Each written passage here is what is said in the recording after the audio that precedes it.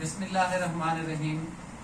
आज के इस ट्रेनिंग सेशन में HPLC का बेसिक तरीका मेथड जो है वो इंतहाई आसान लैंग्वेज में उर्दू में हम लोग डिस्कस करने जा रहे हैं और ये एक स्टोरी की फॉर्म में है, स्टोरी की शक्ल में। अगर हम लोगों ने इस स्टोरी पे अपनी कंसंट्रेशन फोकस की और उसको ज़हन में बिठा लिया तो कभी भी हमें HPLC को समझने में कोई दुश्वारी पेश नहीं आएगी।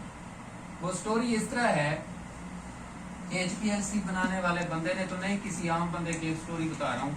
उसने एक डैम बनाया पानी का, ये यूं एक डैम उसने डिजाइन किया। उस डैम का स्ट्रक्चर बनाने के बाद इस डैम के अंदर वो अपनी मर्जी का लिक्विड इसमें डाल सकता है, चाहे वो इसमें पानी डाल दे, चाहे वो इसमें मेथनॉल डाल दे, चाहे इसमें एसीटोनाइट्राइल डाल दे, चाहे इसमें खारा पानी डाल दे, चाहे इसमें मीठा पानी डाल दे। उसने एक डैम तश्कील दिया है, उसके अंदर वो अपनी मर्जी का लिक्विड डाल देता है। नेक्स्ट, उसके बाद उसने एक कैनाल जो है वो डिजाइन की है। उस कैनाल के ऊपर 2-3 जगहों पे अपनी मर्जी के हिसाब से, अपनी मर्जी के मुताबिक उसने कुछ पॉइंट बना दिए हैं। अब ये देखें, ये डैम है, वो कैनाल जो है ना बना रहा है, ड्रा कर। डैम से कैनाल स्टार्ट हो गई, उसके बाद थोड़े फासले पे वो एक इमरजेंसी गेट लगा देता है, इमरजेंसी गेट, जो कि इमरजेंसी के वक्त ही वो ओपन करेगा, एवरी टाइम नहीं। जब कोई इमरजेंसी आगे होगी तब वो इस गेट को ओपन कर देता है। नेक्स्ट, उसने इस कैनाल को आगे बढ़ाया। आगे बढ़ाने के बाद उसने इस कैनाल को बाईपास कर दिया।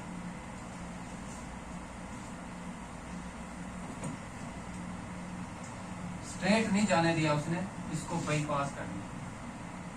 और जब वो स्ट्रेट इसको बढ़ाएगा तो तब इसकी डायग्राम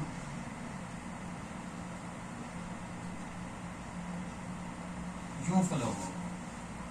लेकिन उसका मकसद जो है, इसको बाईपास उसके जहन में है, ये वाला नहीं है कि ये गेट वो एवरी टाइम ये खुले रखेगा। बाईपास उसने लाजमी करना है इसको। अब एक गेट उसने दरवाजा यहाँ पे लगाया हुआ है, एक यहाँ पे लगाया हुआ है, और सेम इसी तरह एक बाईपास के इस पे, इन पे, और एक आउट पे उसने दरवाजा लगा दिया। नेक्स्ट, यूं समझ लें उसने यहाँ पे एक गैलरी टाइप या रूम बना दिया है इस शेप का, कर्व शेप का। उसके अंदर उसने जो लोग एक क्राउड की शक्ल में हैं, किसी ने रेड यूनिफॉर्म पहना हुआ है, किसी ने व्हाइट यूनिफॉर्म पहना हुआ है, किसी ने ब्लैक पहना हुआ है, लेकिन वो हैं एक यूनिफॉर्म उसमें कि रेड के बाद व्हाइट खड़ा है, व्हाइट के बाद ब्लैक खड़ा है, फिर रेड, फिर ब्लैक, फिर व्हाइट, ऐसे इसी तरतीब में, यूनिफॉर्म तरतीब में एक मिक्सचर लोगों का बना हुआ है, मिक्सचर बना हुआ है। वो इस रूम के अंदर उसने एक खास कैपेसिटी बनाई है कि इसमें 40 लोग आ जाएंगे या 20 लोग आ जाएंगे या 30 लोग आ जाएंगे। उसका मकसद ये है कि जब ये मिक्सचर इधर मौजूद है, रेड, ब्लैक, व्हाइट यूनिफॉर्म पहने हुए लोगों का, तो वो उन्हें कहता है भाई अलग अलग हो जाओ, सेपरेट हो जाओ। वो कहते हैं जी हमने सेपरेट ऐसे नहीं होना। वो कहता है चलें आइडेंटिफिकेशन के लिए व्हाइट व्हाइट के साथ, रेड रेड के साथ ब्लैक, नहीं मानते वो बात। अब वो क्या करता है, एक स्पेसिफिक नंबर्स के हिसाब से उसने ये गैलरी, ये बाईपास तरतीब किया हुआ है, डिजाइन किया हुआ है। वो क्या करता है, अपने मर्जी के मुताबिक उनमें से चंद जो सेगमेंट है उन लोगों का, उनको उठा के इस गैलरी में फेंक देता है। और इस गैलरी में मैंने पहले बता दिया है कि इसकी एक कैपेसिटी है, 40 लोगों से ज्यादा लोग इसमें आ ही नहीं सकते। उसने कोई 50-100 लोग उठा के फेंक दिए, लेकिन बात जहन में रहे कि वो लोग जो हैं उनकी जो तरतीब है वो यूनिफॉर्म है। वो ऐसा नहीं है कि रेड के बाद ब्लैक, व्हाइट है तो नेक्स्ट रेड के बाद व्हाइट आ जाए, नहीं, यूनिफॉर्म है, सेम है जो तरतीब है हम लोगों की। वो उठा के इस गैलरी की कैपेसिटी से ज्यादा लोगों को उठा के इस गेट में से, ये भी एक गेट मौजूद है इस बाईपास में, इस गेट में से इन कर देता है जबरदस्ती। जो इसके अंदर तो 40 लोग रह सकते हैं, समा सकते हैं, लेकिन उसने तो 100 लोगों को धक्का दे दिया। जब उसने 100 लोगों को धक्का दिया तो एक गेट यहाँ पे भी इस बाईपास का मौजूद है, एक गेट यहाँ पे भी इस बाईपास का मौजूद है। वो उस वक्त खुलता है जब वो ये गेट खोल के बंदे इन करता है। जब ये गेट खोलता है लोगों को इन करने के लिए, तो ये गेट खुल जाता है बाईपास का, और ये वाले 2 गेट बंद हो जाते हैं और ये वाले 2 गेट खुल जाते हैं। ये स्ट्रेट हो जाती है लाइन, ये कैनाल का बहाव सीधा हो जाता है। बाईपास नहीं, फिर वो स्ट्रेट हो जाता है उस वक्त जब वो बंदा बाहर से इस बाईपास वाली गैलरी में लोगों को इन करता है।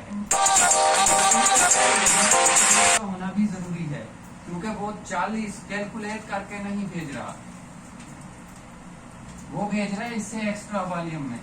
तो जब वो भेजता है तो इस गेट का खुलना लाजमी है, मजबूरी है, क्योंकि जो एक्स्ट्रा वो भेज रहा है इसमें तो 40 लोग आ सकते हैं, बाकी को तो उसने कहीं ना कहीं निकाल देना है ना। तो ये गेट उस वक्त खुला होता है, तो जो एक्स्ट्रा लोग हैं वो यहाँ से निकल जाते हैं। फिर वो क्या करता है, दोबारा वही प्रोसेस करता है। ये जो 2 गेट थे स्ट्रेट वाले, इनको बंद करने के लिए यहां से ये गेट बंद करता है, ये गेट बंद करता है। जो ही ये गेट बंद करता है ये गेट भी बंद हो जाता है जहां से एक्स्ट्रा लोग निकल रहे थे, ये गेट भी बंद हो जाता है और ये 2 गेट भी बंद हो जाते हैं। और फिर दोबारा लोग यहाँ से, वो जो पीछे फ्लड आ रहा था, जो सैलाब आ रहा था, उसके अंदर ही डूब कर बहना शुरू हो जाते हैं, आगे यूं जा रहे हैं, ये यूं। अब पीछे से चाहे वो डैम मीठे पानी का था, खारे पानी का था, जिस टाइप का भी था, इन लोगों ने उसके अंदर इन होकर आगे जाना शुरू कर दिया। अब आगे क्या करता है वो, एक उसने ब्रिज बना दिया, पुल बना दिया, पुल बना दिया। उस पुल के अंदर ही उसने 8-10 लोग उस यूनिफॉर्म के जंजीर के साथ बाउंड कर दिए हैं, जिस यूनिफॉर्म के लोगों को वो अलग करना चाहता था। थे तो वहां पे रेड भी थे, ब्लैक भी थे, व्हाइट यूनिफॉर्म वाले भी थे, लेकिन वो चाहता था कि रेड वाले जो हैं, ये मशकूक लोग हैं, ये अलग हो जाएं। उन्हें उसने पहले इजी वे में कहा भाई अलग हो जाओ, वो तो नामुमकिन था। अब उसने कहा इस तरह फोर्स करके ये करते हैं। तो रेड यूनिफॉर्म वाले लोग जो कि इस मिक्सचर में शामिल थे, उनको अलग करने के लिए आगे उसने एक ब्रिज बना दिया। ब्रिज के अंदर ही जंजीरों से रेड यूनिफॉर्म पहने लोगों को यहाँ पे लटका दिया और उन्हें ये ऑर्डर जारी किया कि आपने जो ही रेड यूनिफॉर्म वाले लोग आए, आपने उनको हैंडशेक करना है और कुछ देर के लिए रोकना है। कुछ देर ये नहीं करना भी फौरन आए और आपने उन्हें हैंडशेक किया और छुट्टी, नहीं, कुछ देर के लिए कम से कम उन्हें रोकना है।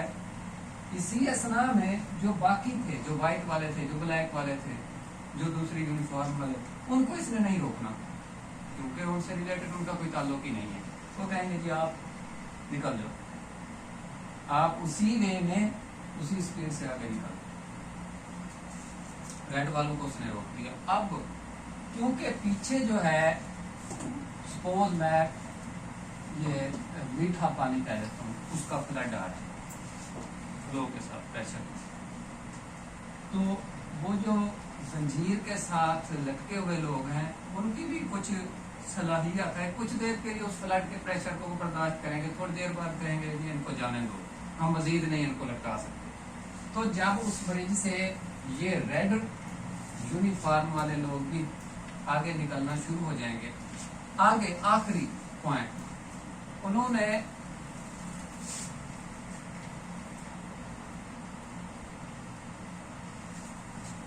सात आठ लोग और यहाँ वहां पे अपॉइंट किए हुए हैं, जिनको उन्होंने हर एक को अलग अलग कलर की लाइट टॉर्च हाथ में दी हुई है। किसी को रेड की, किसी को वायलेट की, किसी को इंडिगो, ब्लू, ग्रीन वगैरह वगैरह। और यहाँ पे उसने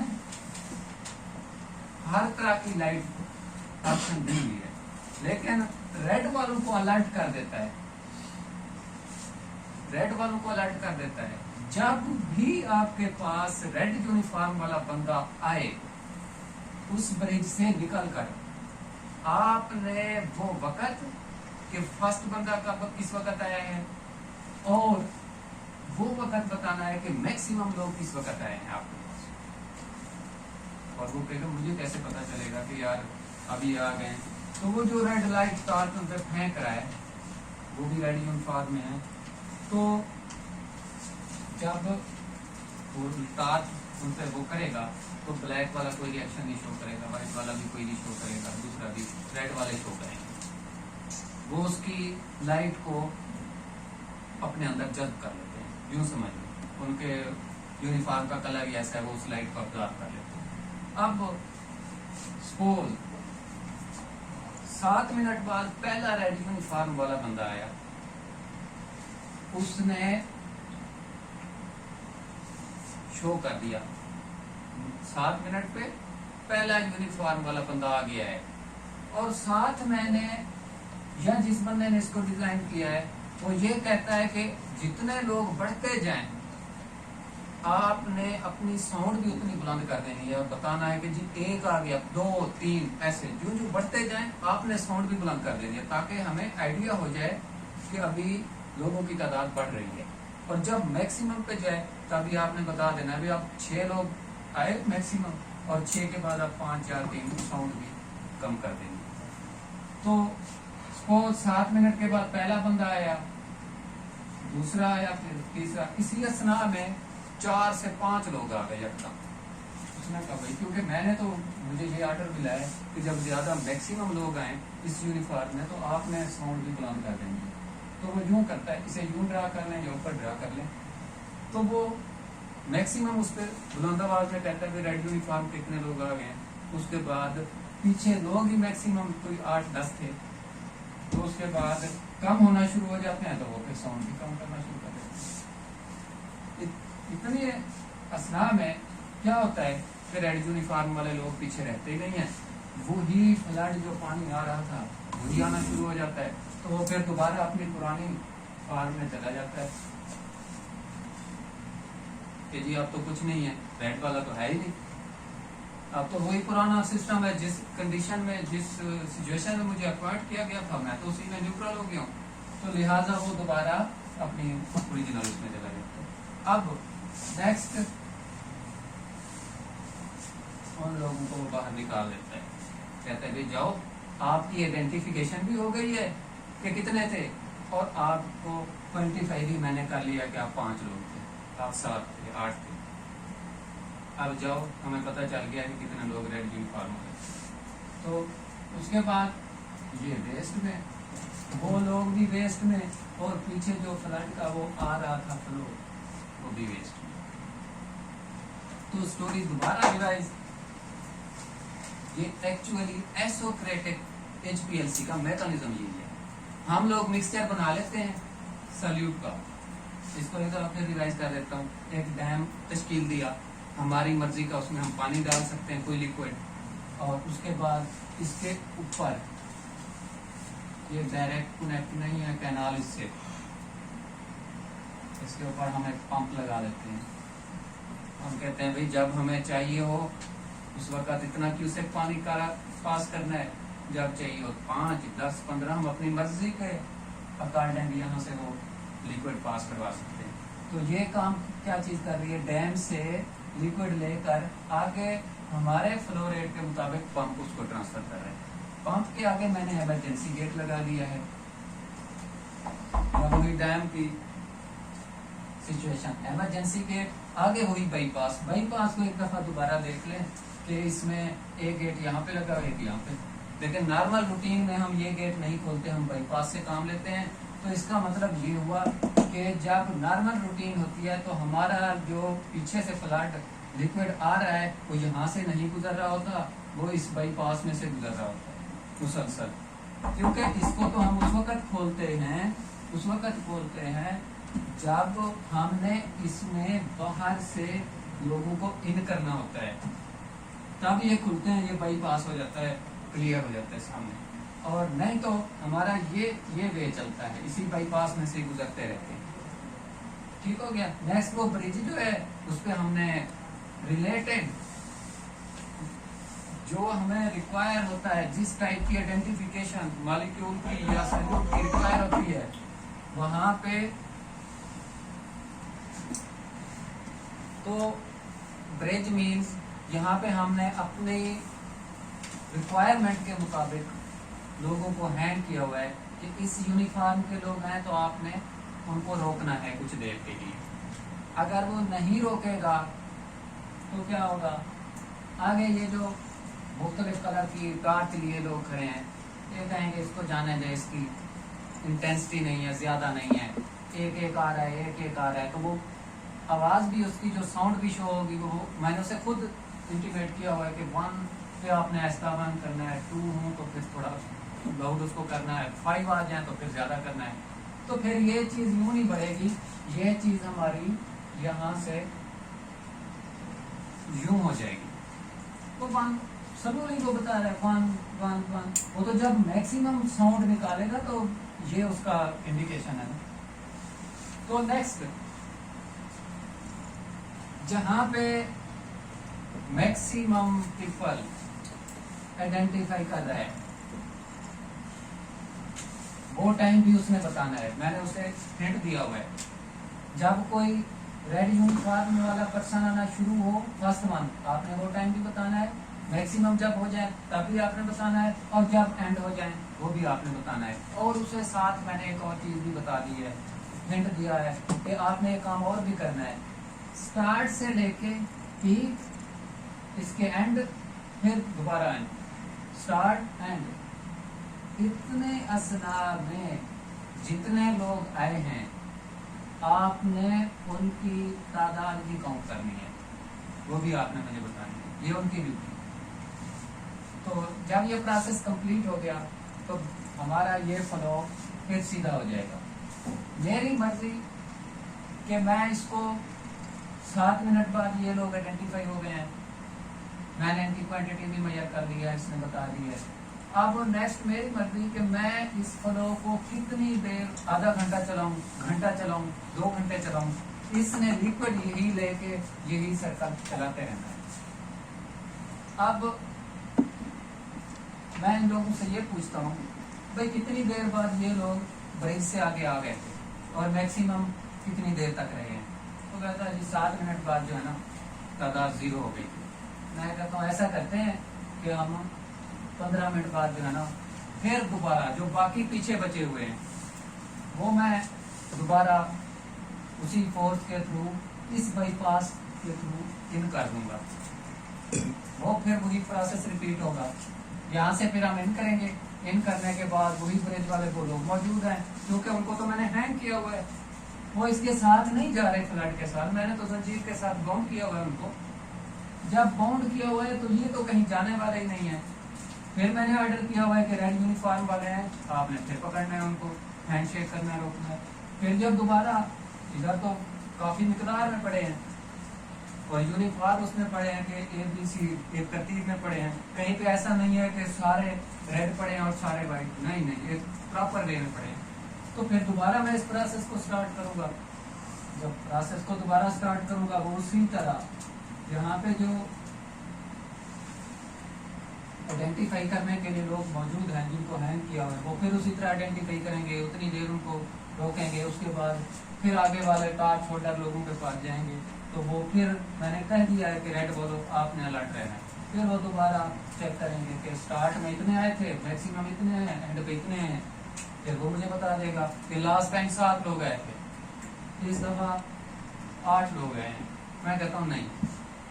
अभी भी चेक करें कि मैंने जो ये गैलरी थी जिसमें 40 लोग थे, समा सकते थे, उनमें आप 7 आइडेंटिफाई या 8 कर रहे हो कि रेड यूनिफॉर्म वाले हैं। मुझे दोबारा इसको 6 बार इसको कंफर्म करना है कि क्योंकि मैंने ये चीज तो फिक्स की हुई है, तो तीसरी बार जब फिर मैं करूंगा वही प्रोसेस रिपीट करेगा। वो कहता है जी इस दफा भी 7 आए नहीं। मैं कहूँगा जी ठीक है, तसल्ली हो गई है कि इतने एरिया में इतने लोग मौजूद हैं। अब उस पूरे को कैलकुलेट करने के लिए फिर जो 3 बार मैंने ये प्रोसेस किया है या 5 बार किया है या 6 बार, उसका एवरेज निकाल लूंगा, कहूँगा ये तो 7 बनते हैं पर। नेक्स्ट, अब सपोज मुझसे ये टाइम अफोर्ड नहीं हो रहा, मैं कहता हूँ जी 7 मिनट मैं नहीं वेट कर सकता, कोई इसका और हल हो सकता है कि मेरा टाइम बच जाए। सपोज ये 7 नहीं है 20 है, कोई 20 मिनट तो वैसे निकलते निकलते लगा देंगे, 10 मिनट और इंतजार करूंगा, आधा घंटा मैं नहीं इंतजार कर सकता। तो एक हिंट मिलेगा मुझे ये कि आप ऐसा करें, पीछे से जो इस लिक्विड का फ्लो है, जो फ्लड का प्रेशर है, उसको बढ़ा दें। उसको बढ़ाएंगे तो जो यहाँ पे जब पहुंचेंगे तो वो जल्दी छोड़ देगा, क्योंकि प्रेशर पीछे इतना होगा। तो फिर वो बजाय 20 के अगर 10 पे आ जाती है वो तादाद कैलकुलेट होके, मैं कहूँगा जी ऐसा करते हैं, नेक्स्ट जो है ना मैं इसका फ्लो इसका वही रखूंगा जिसपे ये 20 की बजाय 10 पे आ रहा है, मेरा मसला हल हो गया। मुझे ये रिक्वायर था। अब खुदा ना खास्ता ऐसा होता है, एसोक्रेटिक और ग्रेडेड में फर्क ऐसा होता है कि ये बजाय 30 मिनट 40 मिनट, एग्जांपल दे रहा हूँ, ये तो कुछ 60 मिनट बाद निकलते हैं और निकल भी यूं रहे हैं स्लोली स्लोली। इसके साथ ब्रिज के अंदर जो मैंने सिक्योरिटी गार्ड अलर्ट किए हुए हैं, उनके साथ इसकी दोस्ती ही इतनी है कि वो इसकी जान ही छोड़ते। तो मैं इसको कहता हूँ भाई कोई हिंट दो, ये 60 मिनट की बजाय जल्दी इसकी जान छोड़ दें और मेरा टाइम बच जाए। और मुझे इस तरह की जो है ना कैलकुलेशन भी नहीं चाहिए, मुझे इस तरह की कैलकुलेशन चाहिए। ठीक है, क्या होना चाहिए? अब वो कहता है ऐसा करें, ये जो हम मीठा पानी दे रहे थे, तो ये जो है ना मीठे पानी को कम पसंद करते हैं, ये जो लटके हुए हैं उन गार्ड के साथ। तो ऐसा करें, इस मीठे पानी को खारे पानी में तब्दील कर दें। इनको वो चीज़ पसंद है और ये जो ही खारा पानी इनके पास आएगा, ये उनकी गार्ड की जान छोड़ देंगे और उसके अंदर बहना शुरू हो जाएंगे, तैरना शुरू हो जाएंगे। तो मैं कहता हूँ भाई मेरे पास तो एक डैम है, मैं दूसरा कहाँ से इसमें ऐड करूँ? तो ऑप्शन ये है कि एक दूसरा डैम बना दिया जाए। उस डैम में मैं क्या करता हूँ, खारा पानी स्टोर करवा लेता हूँ। अब एक ऑप्शन और भी आ गई जहन में, भाई कितना इसमें वो करना है, क्या यकदम इसमें मीठे से खारे पानी को तब्दील कर देना है या आहिस्ता आहिस्ता तब्दील करना है? मैं कहता हूँ जी बात ये है कि हम आहिस्ता आहिस्ता जो है ना, इसी कैनाल का जो लिक्विड बह रहा है, इसी में हम इस मीठे पानी को कम कर देते हैं, खारे पानी को उसमें ऐड कर देते हैं।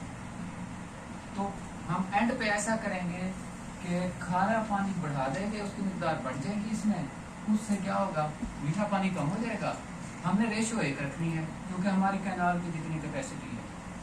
अब जब खारा पानी यहाँ पे पहुँचता है तो वो जो इसकी जान नहीं छोड़ रहे, तो कहते हैं जी हमारी जान छोड़ो, हम लोग खारे पानी के ज्यादा शौकीन हैं, हमारी मोहब्बत उल्फत उसके साथ ज्यादा है, हम तो उनके साथ जाएंगे।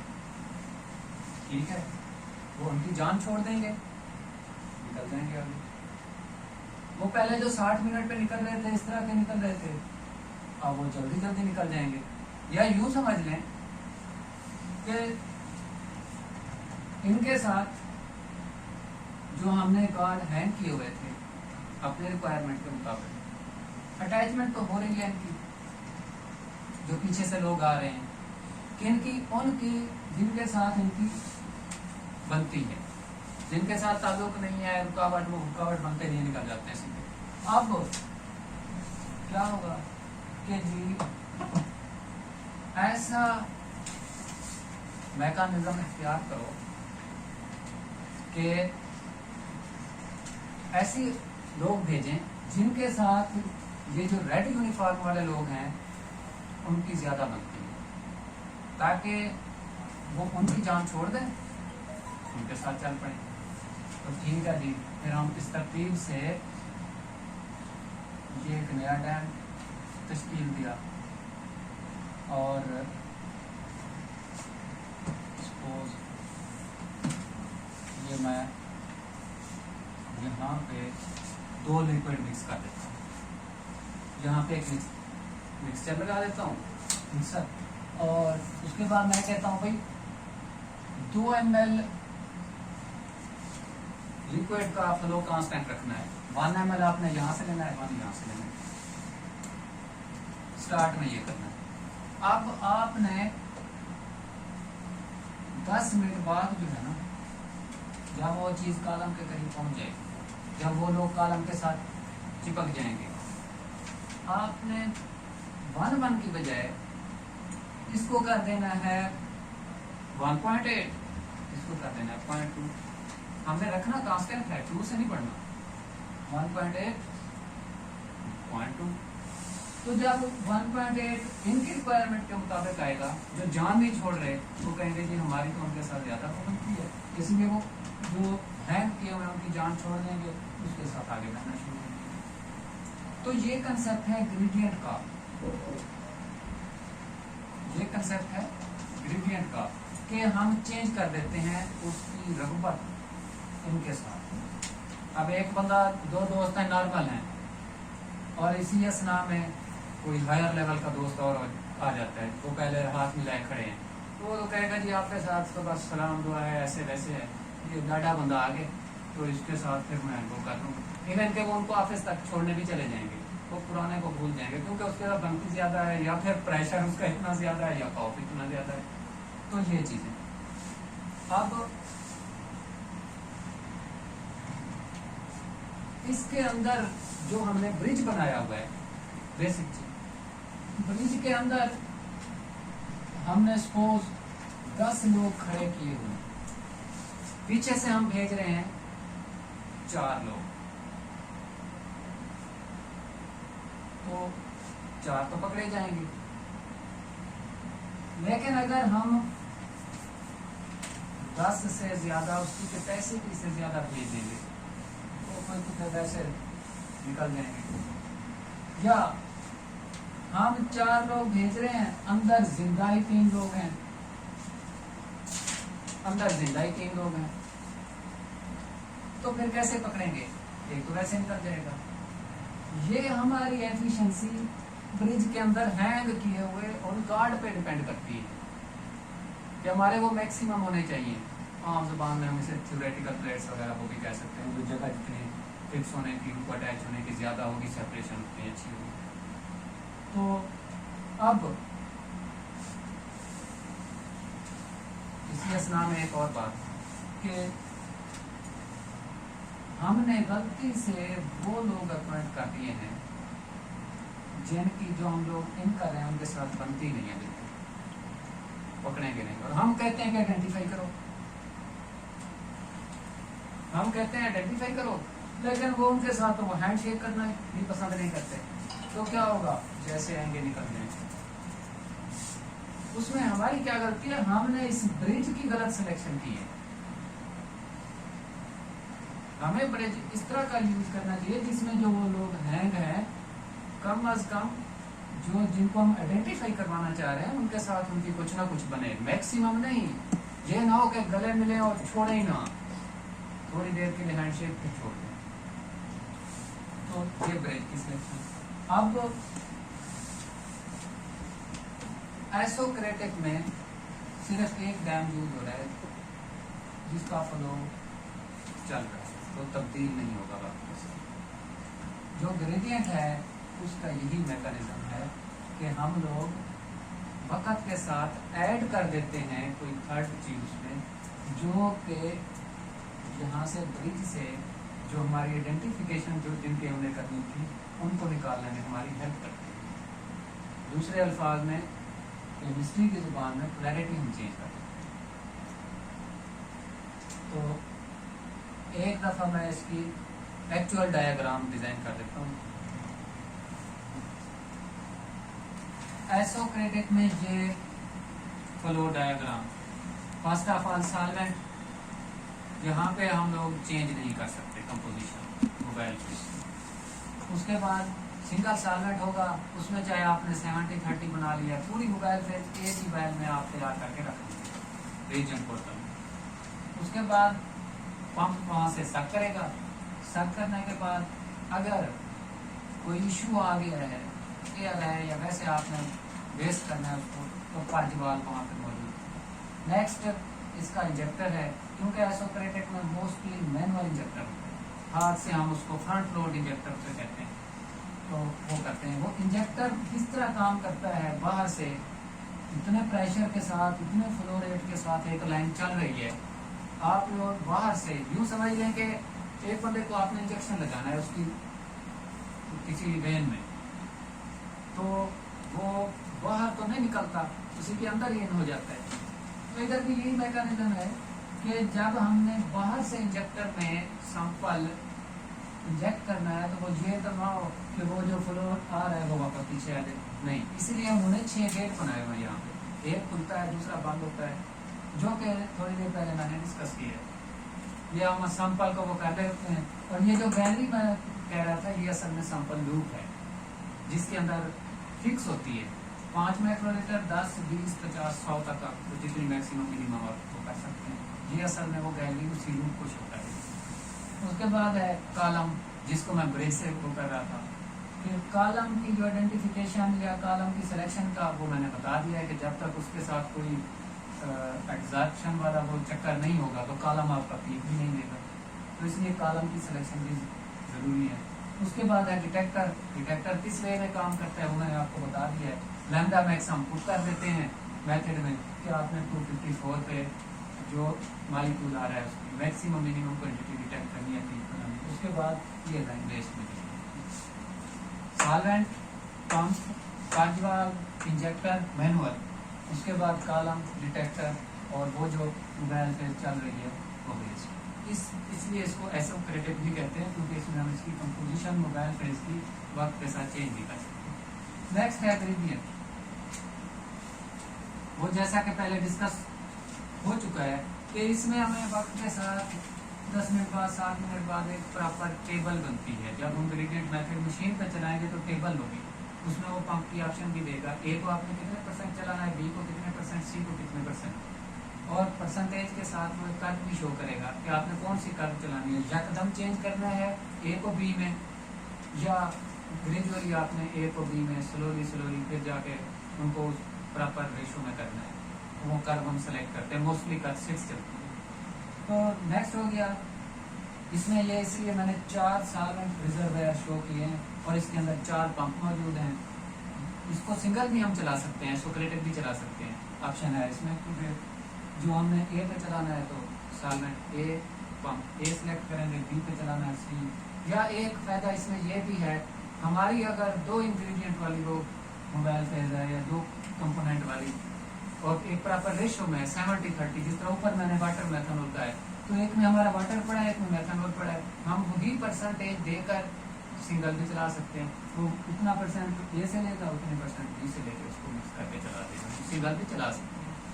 नेक्स्ट, जब हम 2 कंपोनेंट यूज कर रहे हैं तो इसके बाद क्योंकि वो मिक्स हो रहे हैं, चैम्बर है वहाँ पे बना हुआ, उसमें गैस या एयर बबल आने के चांसेस हैं, तो उसके लिए डीगैसर इसमें मौजूद है। उसके बाद नेक्स्ट इंजेक्टर, मोस्टली इसमें इंजेक्टर जो है वो ऑटो होता है,